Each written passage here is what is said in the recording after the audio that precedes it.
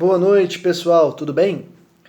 Como vocês acham que ideias que sempre foram tão inaceitáveis pela sociedade, pouco a pouco, com o passar do tempo, vão se tornando aceitas?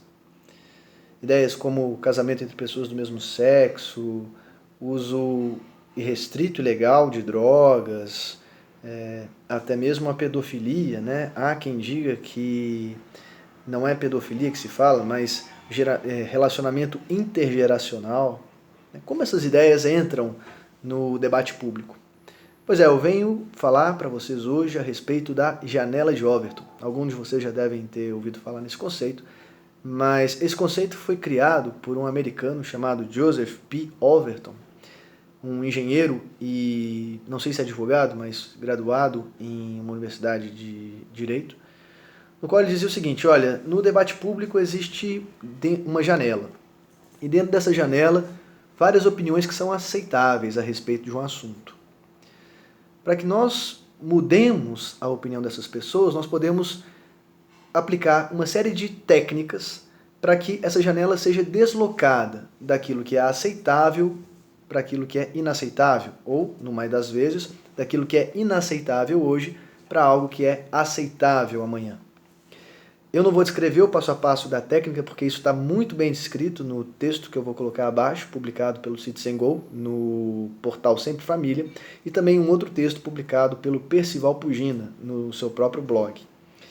Mas eu queria complementar dizendo o seguinte: nessa época que chamam de pós-verdade, né? Na verdade, o que as pessoas vivem é uma época em que ninguém quer mais saber a verdade de nada. Nos debates públicos, por exemplo, você vê isso nitidamente, né? Ninguém quer saber se de fato vale mais a pena ou não liberar o uso de drogas. Ninguém quer saber de verdade se deve ser considerado casamento uma relação entre duas pessoas do mesmo sexo. Ninguém quer saber de verdade se uma relação pedofílica ela é realmente válida, se ela é certa, verdadeira. O que se faz no debate público é simplesmente apontar o dedo e falar: poxa, mas como você é intolerante? Como você não tolera a opinião do outro, ou então o comportamento do outro? Se as duas pessoas são livres, se a pessoa que está usando droga é livre, olha, qual que é o problema? Né? E nessa de não viver a verdade, as pessoas acabam aceitando qualquer coisa.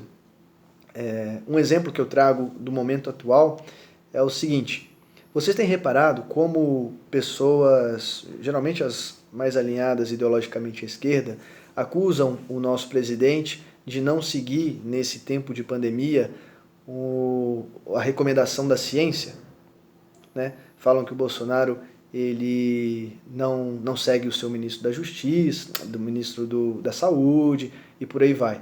Ele prefere os achismos ao invés da ciência. Pois veja, eles não pensam assim quando o assunto é ideologia de gênero.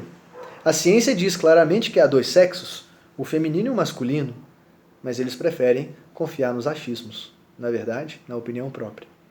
Um abraço para vocês e até mais.